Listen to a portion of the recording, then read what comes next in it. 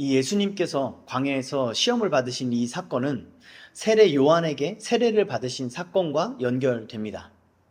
마태는 이것을 그때에란 말로 표현하고 있고 동일한 내용을 기록하고 있는 마가와 누가복음에서도 같은 구조를 보이고 있습니다. 그렇게 이 두 사건을 이어서 본문을 다시 보면 이렇습니다. 하늘로부터 소리가 있어 말씀하시되 이는 내 사랑하는 아들이요 내 기뻐하는 자라 하시니라. 그때에 예수께서 성령에 이끌리어 마귀에게 시험을 받으러 광야로 가사. 하나님께서는 자신의 사랑하는 아들이요 기뻐하는 자를 광야로 이끌어 시험을 받게 하십니다. 요새는 예수를 믿으면 만사가 형통할 것이다 라고 믿는 사람들은 거의 없습니다. 하지만 예수를 믿고도 만나는 시험이나 고통 앞에 당황하는 사람들이 적지 않은 것 같습니다. 이 두 모습 다 동일한 무지에서 비롯된 것입니다. 저는 계속해서 그리스도인의 고난에 대해서 강조합니다. 성경이 그것을 강조하고 있기 때문이죠. 그런데 여러분은 솔직히 이 고난의 메시지들이 얼마나 와닿으십니까? 사실 우리 대부분은 평범한 삶을 살고 있습니다. 그래서 성경이 말하는 고난은 간헐적이거나 특수한 상황에서나 겪는 일인 것처럼 여겨지곤 합니다. 소그룹 모임에서 나누는 고난이란 것도 사실은 불신자들도 세상을 살면서 겪는 어려움들과 크게 다르지 않습니다. 거기에 그리스도나 십자가 같은 단어를 섞는다고 해서 그것이 성경이 말하는 고난이 되는 것은 아니죠. 그러면 우리의 관점을 바꿔보는 건 어떨까요? 성경이 틀렸거나 지나치게 과장하는 것이 아니라면 우리가 뭔가 잘못된 관점을 갖고 있는 것일 테니까요. 관점을 이렇게 한번 바꿔보면 어떨까요? 사실 우리는 이미 마귀의 시험에 패배하고 있다고 말입니다. 그래서 그리스도와 함께 십자가를 지는 고통이 아니라 은화 30개를 손에 쥔 풍요로움을 즐기고 있다고 말이죠. 하나님께서는 자신의 사랑하는 아들, 기뻐하는 자를 광야로 내모십니다. 그리고 마귀에게 시험을 받게 하십니다. 그리스도인이 삶에서 만나는 고난과 시험도 이와 같이 하나님의 인도하심 안에 있는 것입니다. 하나님께서 말씀을 통해 가르쳐 주시는 이 진리를 깨닫지 못하면 우리는 마귀의 시험에 패배할 수밖에 없습니다. 아무런 대비도 하지 못한 채 마귀의 기습에 속수무책으로 당해버리는 것이죠. 더 심각한 것은 마귀는 매우 교활해서 우리가 패배한 사실을 깨닫지 못하게 한다는 것입니다. 정말 악랄한 사기꾼은 사기를 당한 사람이 깨닫지 못할 정도까지 속일 수 있으니까요. 주변에서 아무리 경고하고 진실을 알려줘도 믿지 않으려 할 정도로 말입니다. 하나님의 인도하심에는 고난과 시험이 있습니다. 친아들이신 예수님께 그러셨다면 전에는 원수였다가 이제는 양자가 된 우리에게도 그러실 것이 분명합니다. 예수님은 광야에서 40일을 밤낮으로 금식하셨습니다. 많은 학자들이 여기서 모세와 엘리야를 떠올립니다. 모세는 40일을 금식하면서 율법을 받았습니다. 엘리야는 40일을 걸어가서 호렙산이란 곳에 도착해서 하나님의 말씀을 받았죠. 이 두 일 모두 광야에서 일어난 일입니다. 이렇게 광야와 40일이라는 두 단어로 구약의 두 인물들과 예수님을 연결하는 것이 좀 억지스럽게 느껴지실 수도 있습니다. 하지만 이후에 변화산에서 예수님이 모세와 엘리야를 만나신 것을 생각해 본다면 이 세 인물의 연결이 성경의 의도라는 것을 인정하실 수 있을 겁니다. 예수님은 더 나은 모세, 더 나은 엘리야로 이 땅에 오신 것입니다. 모세와 엘리야는 각각 구약의 율법과 선지자를 상징하는 인물이죠. 성경은 예수님께서 새 율법을 주시는 참 선지자이심을 보여주고 있는 것입니다.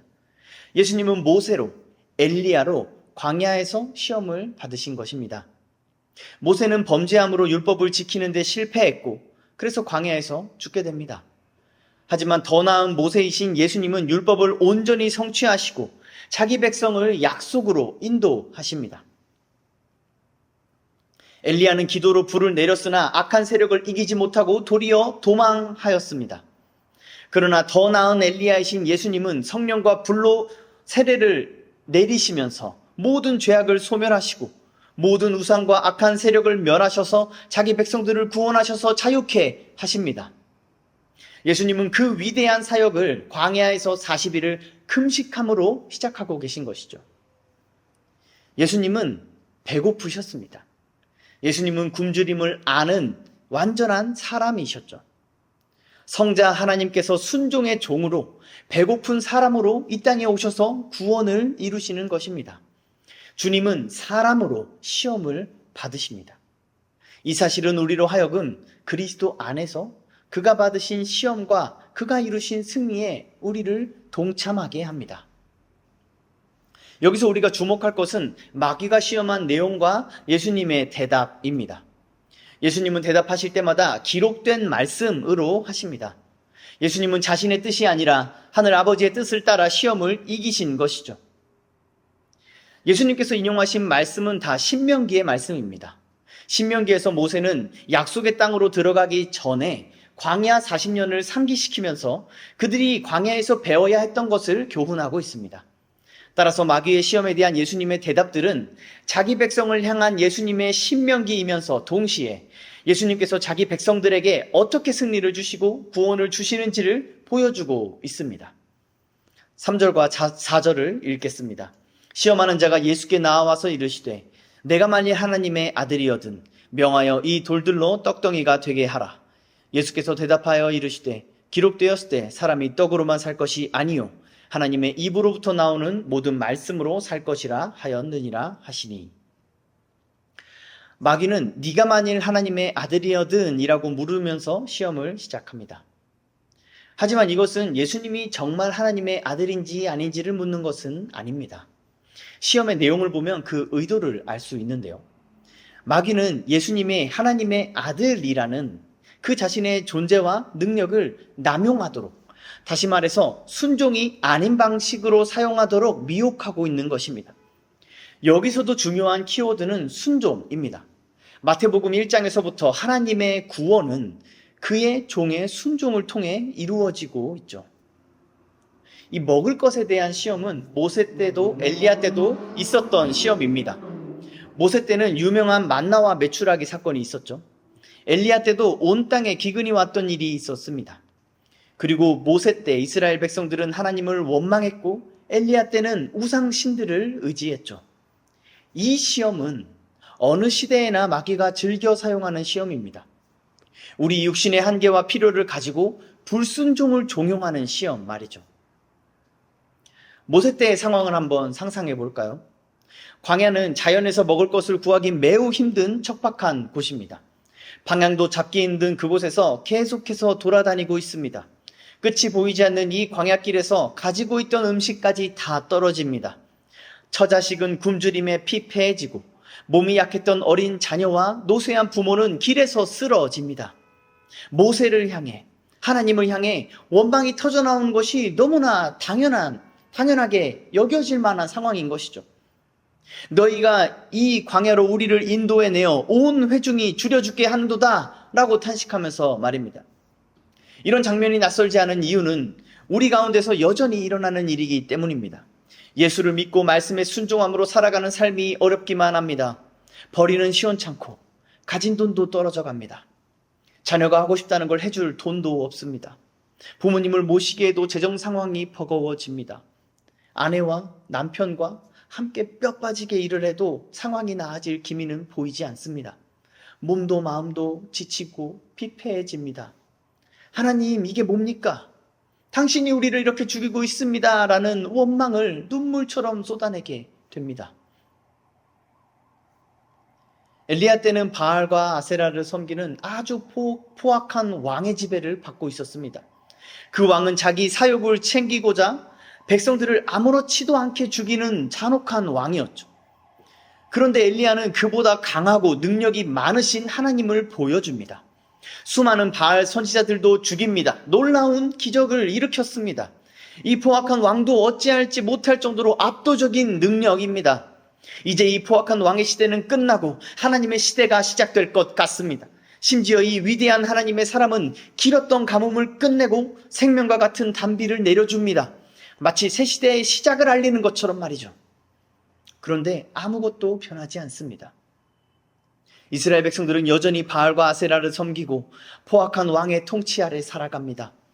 그들의 눈에는 여전히 세상의 권력이 강해 보였던 것입니다. 괜히 위험을 감수하고 싶지 않아요. 그랬다가 생존이 위태로워지면 나나 나의 식구들이나 나의 사업은 어떡합니까? 하나님께서 살아계시다는 건 알겠습니다. 그런데 꼭 그렇게까지 해야 할까요? 여태 아무 문제 없이 이렇게 살아온 것도 하나님의 뜻이 아닙니까? 성경에 기록되어 있진 않지만 아마도 이런 변명들이 이스라엘 백성들의 마음 안에 있었을 것입니다. 육체의 관성에서 쉽게 벗어나지 못하는 것은 연약한 인간의 실체이기 때문입니다. 이렇게 자신의 생존을 하나님이 아니라 세상에게 의지하는 모습은 오늘날 우리에게도 여전히 발견되는 모습입니다. 예수님께서도 이 시험을 당하십니다. 예수님은 40일을 굶고 생존이 위협받는 굶주림에 고통하는 참 사람으로 이 시험을 받으십니다. 그런데 주님은 자기 능력으로 음식을 취해 먹지 않으십니다. 그 능력은 오직 하늘 아버지의 영광을 위해 쓰일 것이기 때문입니다. 생각해보면요. 하나님은 광야에 매일같이 만나와 메추라기를 내려주셨던 분입니다. 하나님께서 사랑하시는 아들이요 기뻐하시는 분인 예수님도 광야에서 굶지 않을 수 있었던 것이죠. 따라서 예수님께서 40일을 굶으셨던 것은 하나님의 뜻인 것입니다. 그러니 예수님이 스스로 음식을 먹는 것은 불순종하는 것이죠. 이 모습은 조금 더 나아가서 선악과 사건을 떠올리게 합니다. 아담은 하나님께서 주신 자유와 능력으로 그 열매를 취해 먹음으로 불순종하는 죄를 범했죠. 그러나 예수님은 끝까지 순종하십니다. 이 예수님의 모습에서 우리는 영의 사람과 육의 사람이 얼마나 다른지를 보게 됩니다. 영의 사람은 자기 육체의 안위보다 하나님의 말씀을 지키는 것을 우선합니다. 자기 목숨보다 하나님의 말씀을 귀하게 여깁니다. 예수님은 모세 때처럼 자신을 광야로 내몰아서 시험을 받게 하시는 하나님을 원망하지도 않았고 엘리야 때처럼 하나님 외에 다른 무엇을 의지하지도 않았습니다. 예수님은 자신을 광야로 인도하시는 성령 하나님께 순종했고 마귀에게 시험을 받게 하시는 하나님 아버지의 뜻에 순종했습니다. 그렇게 예수님은 하나님의 말씀으로 이 시험을 이기십니다. 예수님께서 인용하신 신명기 말씀은 이스라엘 40년 광야 생활에 대한 결론부에 해당하는 말씀입니다. 하나님은 광야에서 자신의 말씀으로 백성들에게 먹을 것을 주셨습니다. 만나와 메추라기는 백성들의 불순종과 불신앙에도 불구하고 하나님께서 베풀어 주신 자비와 은혜였죠. 이 사실은 오늘 마귀의 이 첫 번째 시험이 빵을 먹을 거냐 말씀을 먹을 거냐 하는 양자택일의 문제는 아니란 것을 우리에게 알려줍니다. 이 시험은요, 우선순위에 관한 문제입니다. 시험과 고난을 당할 때 가장 먼저 붙드는 것이 무엇인지, 가장 마지막까지 놓지 않는 것이 무엇인지, 그것에 대한 시험인 것이죠. 그리고 우리 주님은 그것이 하나님의 입으로부터 나오는 모든 말씀이어야 한다고 우리에게 교훈하십니다. 하나님은 자기의 말씀을 통해서 우리의 모든 필요를 제공하십니다. 영과 육의 모든 필요를 말이죠. 그래서 사람은 하나님의 말씀으로 산다는 말은 참됩니다. 어떤 사람들은 하나님께서 자기 종들의 필요를 채우신다라고 말합니다. 이 또한 일반적으로는 참된 말입니다. 그런데 우리는 그렇지 않은 경우도 심심찮게 보게 됩니다. 하나님은 어떤 종은 배부르게 하시고 어떤 종은 굶어 죽게 하십니다. 어떤 종은 평안하고 안전하게 하시는데 다른 어떤 종은 지켜주지 않으십니다. 믿음장으로 유명한 히브리서 11장에서는 이렇게 기록하고 있습니다. 그들은 믿음으로 나라들을 이기기도 하고 의를 행하기도 하며 약속을 받기도 하며 사자들의 입을 막기도 하며 불의 세력을 멸하기도 하며 칼날을 피하기도 하며 연약한 가운데서 강하게 되기도 하며 전쟁에 용감하게 되어 이방 사람들의 진을 물리치기도 하며 여자들은 자기의 죽은 자들을 부활로 받아들이기도 하며 또 어떤 이들은 더 좋은 부활을 얻고자 하여 심한 고문을 받되 구차히 풀려나기를 원하지 아니하였으며 또 어떤 이들은 조롱과 채찍질 뿐만 아니라 결박과 옥에 갇히는 시련도 받았으며 돌로 치는 것과 톱으로 켜는 것과 시험과 칼로 죽임을 당하고 양과 염소의 가죽을 입고 유리하여 궁핍과 환난과 학대를 받았으니 이런 사람은 세상이 감당하지 못하느니라. 그들이 광야와 산과 동굴과 토굴에 유리하였느니라. 어떤 사람은 나라들을 이기고 전쟁에서 승리합니다. 그런데 어떤 사람은 붙잡혀 심한 고문을 당하고 궁핍과 환난과 학대를 받습니다. 사랑하는 성도 여러분, 이 모든 것이 하나님의 뜻임을 믿으십니까? 신자는 자신에게 주어진 모든 상황에 순종해야 합니다. 이것이 하나님의 말씀으로 사는 것입니다. 나라를 이기고 능력이 많은 신자는 하나님께서 크게 쓰는 사람이고, 아무 이름도 능력도 없이 궁핍과 학대를 당하는 신자는 그렇지 않다는 식의 생각은 마귀에게 속한 것입니다.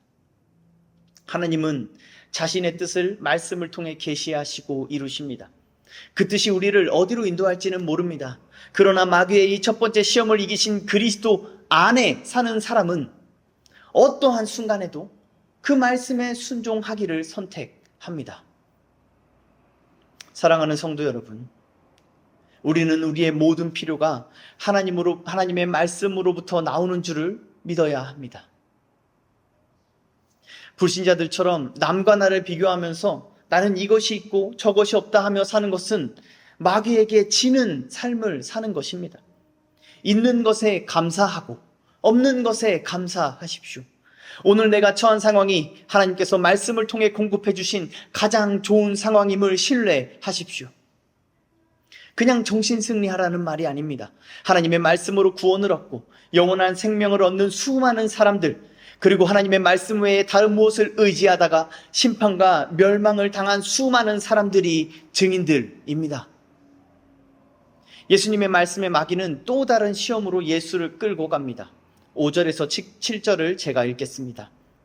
이에 마귀가 예수를 거룩한 성으로 데려다가 성전 꼭대기에 세우고 이르되 내가 만일 하나님의 아들이어든 뛰어내리라. 기록되었을 때 그가 너를 위하여 그의 사자들을 명하시리니 그들이 손으로 너를 받들어 발이 돌에 부딪히지 않게 하리로다 하였느니라. 예수께서 이르시되 또 기록되었을 때 주 너의 하나님을 시험하지 말라 하였느니라 하시니, 예수께서 기록된 말씀으로 시험을 이기자 마귀도 기록된 말씀을 꺼내드는 것을 봅니다. 이처럼 마귀의 시험은 참으로 간교하죠. 그만큼 우리도 더욱 정교하고 분명한 기준을 가지고 분별할 줄 알아야 합니다. 그렇게 세워진 기준을 교리라고 할 수 있습니다. 성경 말씀이라고 해서 다 선한 것은 아닙니다. 이 말에 논란의 여지가 있다는 것을 잘 압니다. 어떤 의미로 이 말을 사용하고 이해하는지에 따라서 이 말은 참되기도 하고 거짓되기도 하니까요. 저는 오늘 본문과 같이 마귀도 성경 말씀을 사용한다라는 점에 한해서만 이 말을 사용하려 합니다. 성경 말씀이라고 해서 다 선한 것은 아니라고 말이죠. 여러분, 이단들도 우리가 보는 이 똑같은 성경을 본다는 사실을 아십니까? 이단들도 우리가 보는 이 성경을 자신들의 교인들에게 가르치고 있습니다. 성경 공부로 유명한 이단인 신천지만 보더라도 그들은 성경 전체를 수개월에 걸쳐 철저하게 가르칩니다. 그런데 가서 하루에 8시간씩 성경 공부를 하는 청년들이 대한민국에 가득한데 왜 한국 교회는 성경 공부에 소극적인지 모르겠습니다. 아무튼 문제는 신천지는 잘못된 교리로 성경을 가르친다는 것입니다. 수개월간 잘못된 교리로 성경 전체를 빈틈없이 가르친 다음에 비로소 그들의 교주를 드러내는 것이죠. 그러면 그 교리는 깔때기처럼 많은 사람들을 빨아들입니다. 이렇게 세뇌됐던 사람들이 신천지에서 나와서 제일 괴로워하는 것도 바로 이 지점입니다. 이제는 하나님을 온전히 알고 싶어서 성경을 보면 신천지 교리를 따라서 해석된다고 말이죠. 이처럼 교리가 가진 힘은 오늘날 많은 신자들이 무시하는 것과 달리 매우 강력합니다. 한국교회가 이단들에 의해 심각한 타격을 받는 이유는 성경을 몰라서가 아니라 올바른 교리를 몰라서입니다. 초대교회 때부터 있어왔던 이 이단들에 대항하기 위해서 교회가 택한 방법은 올바른 교리를 세우는 것이었습니다. 그런데 무슨 이유에서인지 현대교회는 이 귀하고 강력한 무기를 내팽개쳐 버렸습니다. 그렇게 이단과 세상 철학의 공격에 속수무책으로 당하고 있는 것이죠. 이 교리라는 것을 간단하게 설명드리자면 하나님을 아는 지식과 인간을 아는 지식, 곧 나를 아는 지식으로 구분할 수 있습니다. 하나님의 존재와 성품에 대한 이해, 그리고 나라는 인간에 대한 이해가 어떠냐에 따라서 성경 말씀을 해석하는 방향은 크게 달라집니다. 이러한 예를 세속 정치에서도 쉽게 볼 수 있습니다. 세상에 대해서 어떠한 이해를 가지고 있냐에 따라서 지지하는 정파가 달라지는 걸 보면 말입니다. 그렇게 이 본문에서 마귀가 인용하고 있는 말씀을 한번 함께 살펴보겠습니다. 마귀가 인용하는 이 본문은 시편 91편 말씀입니다. 시편 91편은 성전과 연관된 말씀이어서 마귀의 성경 인용이 적절해 보입니다. 이 점 또한 마귀의 미혹이 강력한 부분입니다. 우리는 이 존재가 마귀라는 사실을 알기 때문에 경계심을 가질 수 있는 겁니다. 그런데 만약 어떤 설교자가 시편 91편을 이 마귀와 똑같이 인용했다면 우리는 어떻게 분별해야 할까요? 시편 1편이 성전과 연관되어 있고 그 설교자도 예루살렘 성전에서 이 말씀을 인용하고 있다면 무엇으로 분별하겠습니까? 아니 어쩌면 우리는 분별해야 한다는 인식조차 하지 못한 채 그저 고개를 끄덕이거나 아멘으로 화답할 수도 있습니다. 그러면 마귀가 하와를 속일 때처럼 하나님의 말씀을 교묘하게 바꿨을까요? 아닙니다. 시편 91편은 하나님께서 보호하신다라는 약속을 말하고 있습니다. 마귀가 인용한 그대로죠. 우리의 분별은 더욱 어려워졌습니다. 마귀는 하와를 속일 때처럼 교묘하게 표현을 바꾸지도 않았고 문맥과 상관없이 인용하지도 않았습니다. 실제로 여러분들이 시편 91편을 전체를 자세히 살펴본다 해도 문맥 자체에서 마귀의 성경 인용의 허점을 발견할 수는 없을 것입니다. 그러기는 매우 어려울 것입니다. 이제 우리는 이 말씀을 어떻게 분별해야 될까요?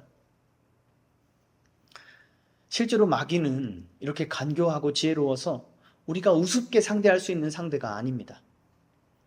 이렇게 우리가 속고 있다는 사실조차 깨닫지 못한 채 얼마나 많은 말씀들로 마귀에게 속아왔을지를 생각하면 등골이 오싹하지 않으십니까? 그렇게 우리에게 말씀을 분별할 올바른 교리가 철실하게 필요합니다. 올바른 교리로 마귀의 거짓됨을 분별할 수 있기 때문입니다. 이제 본문을 분별해 보겠습니다. 마귀는 비록 성경을 기록된 대로 문맥에 맞게 인용했으나 그 해석과 적용에 있어서는 올바른 교리, 진리를 따르지 않고 있습니다. 시편 91편은 신자들을 향한 하나님의 사랑과 은혜의 표현입니다. 그런데 마귀는 이 은혜를 은혜로 여기지 않고 권리로 여기고 있습니다. 은혜를 권리로 여기는 것은 그 은혜를 베푸시는 분을 멸시하는 행동입니다. 겉으로는 그분의 말씀을 신뢰하는 것처럼 보이지만 실상은 그렇지 않은 것이죠. 예수님께서 이런 마귀에게 주 너의 하나님을 시험하지 말라라는 말씀으로 응수하십니다. 그런데 정말 예수님의 말씀처럼 우리가 하나님을 시험할 수 있을까요? 그럴 수 없습니다. 당연히 그럴 수 없습니다. 그러면 예수님의 이 표현은 어떤 의미일까요? 이 시험하다라는 단어는 오늘 본문 1절에서 마귀에게 붙은 단어와 같은 것입니다. 그러니까 하나님을 시험하지 말라는 말을 다르게 말하면 하나님께 마귀짓 하지 말라는 말씀인 것이죠. 여기서 마귀짓이란 하나님의 말씀을 왜곡해서 적용하는 것을 뜻합니다. 시편 91편은 마귀의 논리대로 이해하자면 하나님의 자녀는 다치거나 죽으면 안 됩니다. 하나님의 자녀가 다친다면 하나님께서 그를 지킬 능력이 없거나 약속을 지키지 않는 거짓말쟁이가 되는 것이니까요. 이런 교리는 일종의 기복신앙이나 번영신앙입니다. 하나님의 자녀는 안전하고 건강하고 다 괜찮을 거란 믿음 말이죠. 우리가 하나님의 말씀을 이런 식으로 해석하고 적용하는 것이 하나님을 시험하는 것입니다. 마귀짓을 하는 것이죠. 하나님의 말씀을 자기 편한 대로 이해하는 것도 문제지만 하나님이 약속하신 복들을 마치 자기의 권리처럼 여기는 오만한 태도도 정말 큰 문제입니다. 많은 사람들이 이렇게 마귀짓을 하면서 자신은 말씀대로 한 것이라고 주장하고 있습니다. 하나님을 모르기 때문에 그럴 수 있는 것입니다. 하나님을 아는 지식, 그 올바른 교리를 알고 있다면 말씀으로 하나님을 시험하는 마귀짓은 하지 않을 테니까요. 올바른 교리나 말씀 분별 같은 어려운 말이 아니라 조금 더 쉽게 설명해 볼까요? 하나님을 시험하는 것은 하나님께 믿을 만한 증거를 요구하는 것입니다. 교회를 오래 다니다 보면 이런 말을 한 번쯤 듣게 됩니다. 하나님께서 초신자의 기도에는 잘 응답해 주시는데 그 단계를 지나면 기도 응답이 그만큼 잘 이루어지지 않는다는 말입니다. 이 말은 어느 정도는 맞는 말입니다. 왜냐하면 신앙생활이라는 게 하나님과의 관계를 의미하기 때문입니다. 초신자는 하나님의 말씀도 모르고 하나님에 관한 경험도 부족합니다. 그래서 그 시기엔 말씀을 배우고 하나님을 경험하는 것이 필요하죠. 하지만 그것들이 쌓이다 보면 이제는 받은 말씀과 하나님 경험을 통해 신앙생활을 해나가야 하는 것입니다. 인격적인 관계란 게 그런 거 아닙니까? 처음 친해지고 관계를 형성할 때는 서로 많은 시간을 함께 하면서 서로에 대해 많이 말하고 많이 듣고 많이 경험해야 합니다. 하지만 이미 돈독한 관계가 형성되었다면 그 횟수가 줄어들어도 관계에는 큰 지장이 되지 않죠. 신뢰가 깊고 돈독한 관계일수록 더욱 그렇습니다. 여기서 예수님께서 인용하신 말씀은 마사라는 곳에서 일어났던 일을 배경으로 하고 있습니다. 그때 이스라엘 백성들은 마실 물이 없어서 모세와 다투었다라고 성경은 기록하고 있습니다. 출애굽기 17장 7절에서 그 장소를 마사라고 부르면서 이렇게 기록하는데요. 그들이 여호와를 시험하여 이르기를 여호와께서 우리 중에 계신가 안 계신가 하였음이라. 이스라엘 백성들은 이미 하나님을 경험했습니다. 그것도 부정할 수 없을 만큼 강력한 경험을 여러 번 했죠. 10가지 재앙과 홍해가 갈라지는 증거들을 이미 다 본 사람들이었습니다. 그들이 살아서 애굽을 탈출했다는 자체가 너무나 생생한 증거였죠. 심지어 광야에서도 날마다 하나님께서 공급하시는 만나와 메추라기를 경험하고 있었습니다. 그런데도 여호와께서 우리 중에 계신가 안 계신가를 시험했던 것입니다. 여호와께서 우리 중에 계신다는 믿을 만한 증거를 달라고 하는 것이죠. 이런 모습들은 우리들 가운데도 있습니다. 이 사람이 내 배우자인지, 이곳이 나를 보내시는 곳인지, 이 일이 내게 좋은지 하나님께 사인을 구합니다. 하나님께서 우리에게 주셨던 말씀들이나 신앙생활 속에서 경험했던 하나님에 대해서는 다 잊어버리고 새로운 증거, 또 다른 믿을 만한 증거를 요구하고 있습니다. 사람 관계에서 이런 태도는 매우 무례한 것입니다. 그런데 우리는 당연한 권리인 것처럼 하나님께 이런 기도를 할 때가 있지 않습니까? 믿음은 증거 중심이 아니라 관계 중심입니다. 신자가 하나님께 증거를 요구하는 것은 하나님을 시험하는 마귀짓입니다. 하나님께서 우리에게 주신 것은 기록된 말씀뿐입니다. 우리는 기록된 말씀을 통해 하나님이 어떤 분이신지를 알아야 합니다. 그렇게 기록된 하나님께서, 그렇게 말씀을 기록하신 하나님께서 지금도 살아계셔서 그 말씀을 통해 자기의 삶의 역사하심을 경험해야 하는 것입니다. 그 말씀으로 자기를 먹이시고 입히시고 지키신다는 것을 경험하고 깨달아야 하는 것이죠. 그렇게 얻은 하나님을 아는 지식을 가지고 분별하고 판단하는 것을 믿음이라고 할 수 있습니다. 그래서 믿음의 사람은 말씀을 봅니다. 말씀을 통해 하나님을 예배하고 하나님과 교제합니다. 그렇게 말씀을 살아내므로 하나님을 경험하죠. 그렇게 쌓이는 은혜들을 기억함으로 믿음이 자라나고 신앙이 성숙하는 것입니다. 또 다른 증거들을 요구하지 않아도 주어진 상황 속에서 하나님께서 기뻐하시는 뜻이 무엇인지를 분별하고 선택할 수 있는 능력을 얻게 되는 것입니다. 그런데 여기서 우리가 또 주의해야 할 것이 하나 있습니다. 이렇게 신앙생활을 하면서 믿음이 성숙해져 갈 때 빠지기 쉬운 오류가 있기 때문입니다. 바로 오늘 본문의 마귀가 그런 것처럼 하나님의 말씀을 근거로 하나님의 역사를 추측하는 것입니다.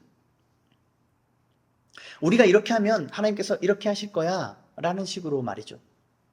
이런 태도는 우리의 어떤 행위가 하나님의 은혜를 유도할 수 있는 것처럼 여기는 태도입니다. 매우 무례한 태도죠. 제가 몇 가지 여쭙겠습니다. 성경을 많이 보면 은혜를 더 받나요? 기도를 많이 하면 응답을 더 잘 받습니까? 신학을 잘 공부하고 석사, 박사를 하면 하나님을 더 아는 겁니까? 헌금을 많이 하면 복을 더 많이 받나요? 하나님은 이 모든 교만하고 오만한 태도를 비웃으십니다.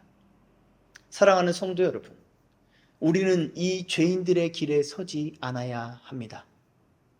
우리는 우리의 하나님께서 어린아이들과 젖먹이들의 입으로 권능을 세우시는 분이심을 겸손하게 믿어야 합니다. 마귀가 인용한 시편 91편은 너로 불리는 한 사람을 향해 말하고 있습니다.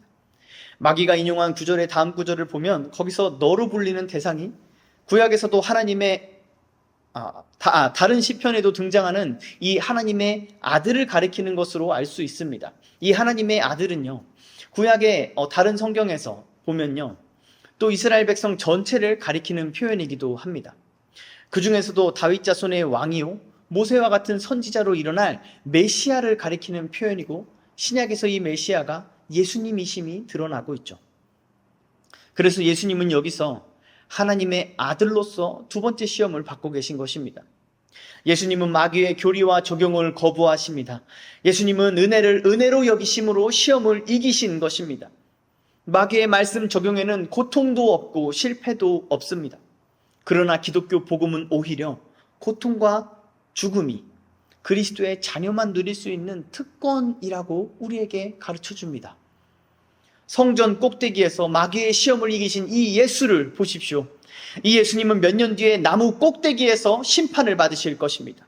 마귀는 하나님께서 그 발이 상하지 않게 하실 것이라고 말하지만, 아니요, 하나님은 주님의 발뿐만 아니라 온몸을 상하게 하실 것입니다. 주님은 성전 아래로 뛰어내리는 것보다 더 끔찍한 고통과 사망으로 자기 몸을 내던지실 것입니다. 그렇게 하는 것이 하늘아버지의 뜻이기 때문입니다. 예수님은 하나님을 시험하지 않고 도리어 순종합니다. 시험함으로 뛰어내리지 않고 순종함으로 무덤에 장사되십니다. 마귀는 증거를 요구합니다. 그러나 예수님은 하나님을 온전히 신뢰합니다. 그렇게 자기 몸이 상하여 죽임당한 이 한 사람은 다시는 상함이 없는 부활의 몸을 입게 됩니다.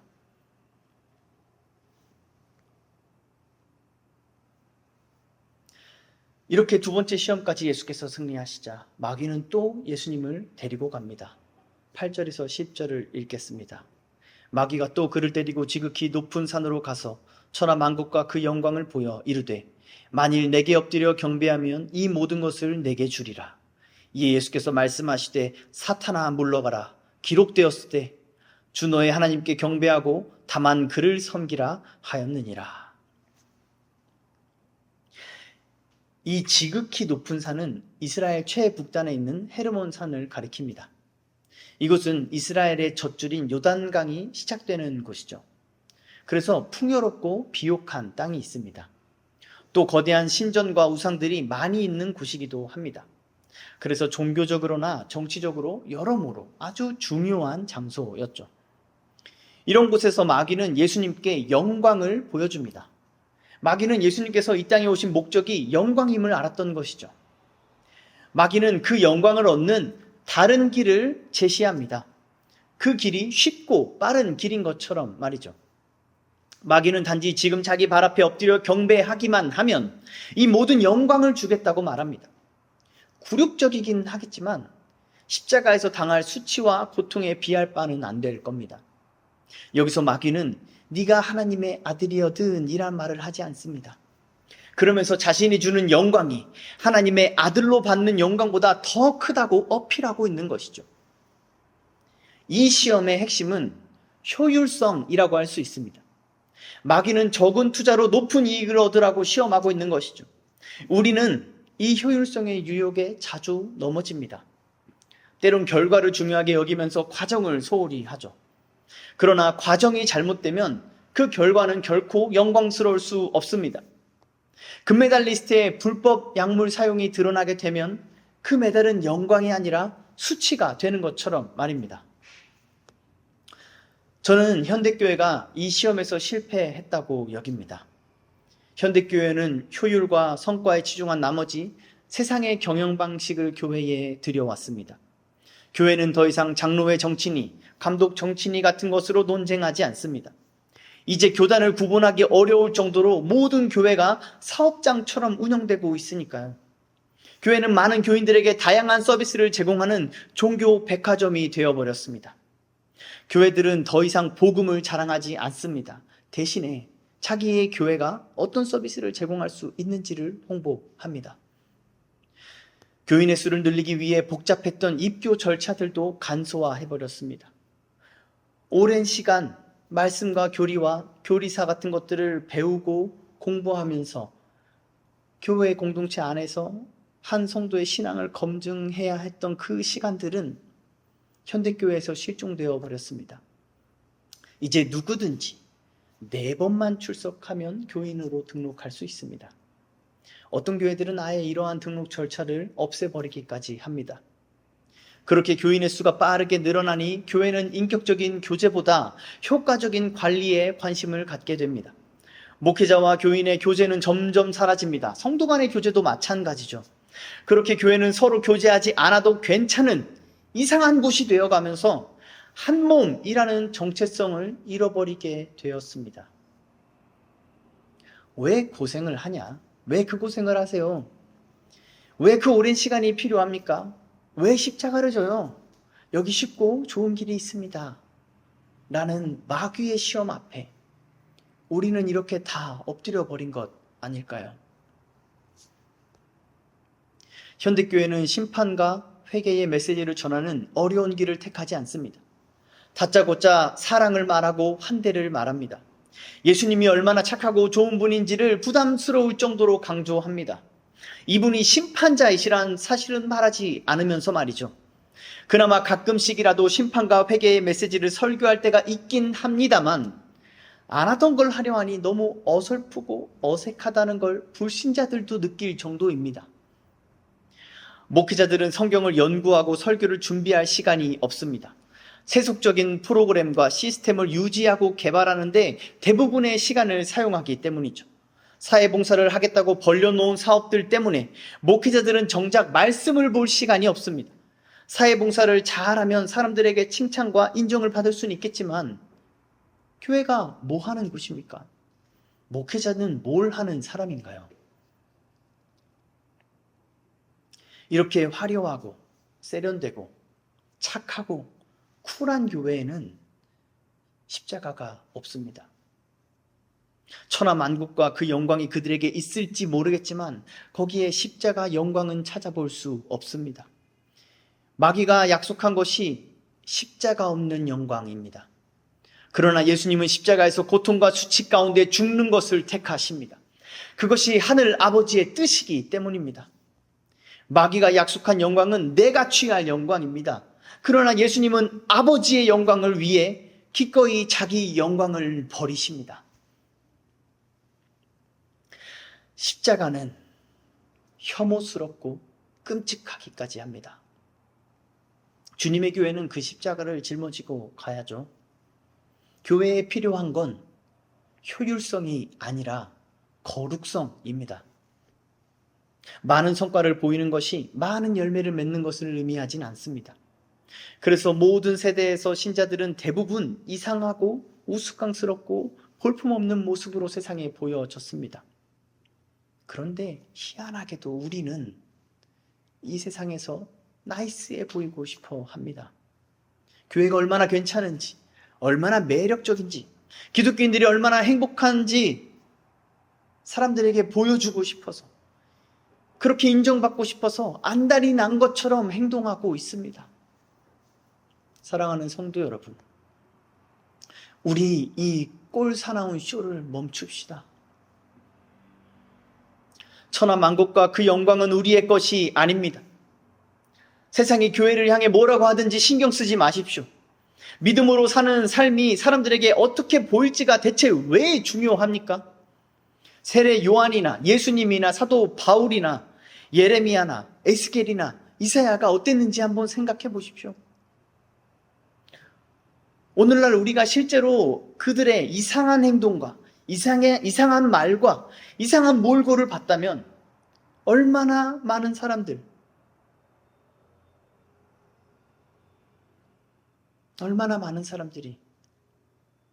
교회에 나오겠습니까? 교회에 나올 사람들은 도대체 얼마나 될까요? 우리는 무엇을 영광으로 삼고 있는 걸까요?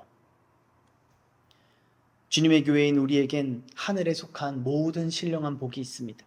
죽음을 이기시고 승리하시고 하늘에 오르사 전능하신 하나님 우편에 앉아 계신 그리스도 예수의 영광이 이미 우리에게 있습니다. 저 심판을 받아 영원한 불에 던져질 천하 만국과 그 영광은 우리가 흠모해야 할 대상이 아닙니다. 오히려 그것들은 우리가 배설물처럼 여겨야 할 것들 아닙니까? 우리는 우리를 시험하는 마귀를 향해 예수님처럼 이렇게 선포해야 할 것입니다. 사탄아 물러가라. 기록되었으되 주 너의 하나님께 경배하고 다만 그를 섬기라 하였느니라. 예수님은 하나님께 경배하고 다만 그를 섬김으로 사탄의 시험을 물리치십니다. 여기서 섬긴다는 말은 예배한다라는 말입니다. 이 말씀은 앞선 두 시험들까지도 아우르는 말씀입니다. 하나님의 말씀으로 사는 것, 하나님을 신뢰하며 사는 것 모두 하나님을 경배하고 하나님을 예배하는 것에 속하기 때문이죠. 그러므로 오늘날 우리가 마귀의 시험을 이기는 것은 예배를 회복하는 것입니다. 교회가 세속에 물들고 세상에 잘 보이려고 십자가를 내버린 것은 예배가 무너졌기 때문입니다. 교회가 세상의 머리가 되고 리더가 되고 모든 문화와 모든 철학과 모든 유행과 세상의 권세를 주도하던 시대는 교회가 최악의 모습으로 타락했던 중세 시대였음을 우리는 기억해야 합니다. 또한 종교 개혁자들이 너나 할 것 없이 예배를 회복하려 했다는 것도 우리는 기억해야 합니다. 예배를 회복한다는 건 하나님의 말씀대로 예배하는 것이고 다른 어떤 사람의 것이나 세상의 것으로 예배하지 않는 것입니다. 중세 로마의 잘못된 예배에서 벗어나 하나님의 말씀대로 예배하고자 했던 종교 개혁자들은 그들의 신앙 고백에서 이렇게 예배를 정의하고 있습니다. 참되신 하나님을 예배하기에 합당한 방식은 하나님께서 친히 제정하셨으며 자신의 계시된 뜻으로 제한하셨다. 그러므로 사람의 상상이나 고안이나 사탄의 제안에 따라 눈에 보이는 표상이나 성경에 규정되지 않은 어떤 방식으로도 하나님을 예배해서는 안 된다. 예배의 형식은 예배의 대상에 따라 정해지는 겁니다. 사람에게 예를 갖추는 의존도 그 대상에 따라 결정되죠. 게다가 죄인들은 하나님께 합당한 예배를 고안해낼 능력이 전혀 없습니다. 그 안에 선한 것이 하나도 없기 때문이죠. 그러므로 하나님께서 하나님께 드리기에 합당한 예배는 오직 하나님만 제정하실 수 있습니다.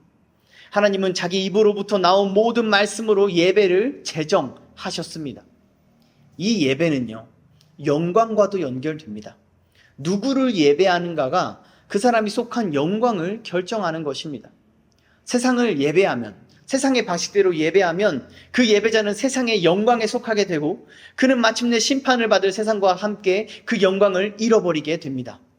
그러나 하나님을 예배하면, 하나님께서 직접 제정해 주신 그 방식대로 하나님을 예배하면 영원한 영광에 참여하게 될 것입니다. 그렇게 십자가를 지신 예수님은 마귀가 줄 수 있는 것보다 훨씬 큰 영광을 얻으십니다. 하나님을 예배함으로 말이죠. 그렇게 마태복음 마지막에 예수님은 하늘과 땅의 모든 권세를 내게 주셨다라고 선포하십니다. 예수님께서 모든 시험을 이기신 방법은 오직 하나님만 경배하고 하나님만 예배하는 것입니다. 이것이 그리스도 안에서 승리하는 비결이죠. 예배는 하나님의 말씀대로 사는 것입니다. 그 말씀이 나를 광야로 내몰고 시험을 받게 하더라도 다른 무엇을 구하거나 의지하지 않는 것입니다.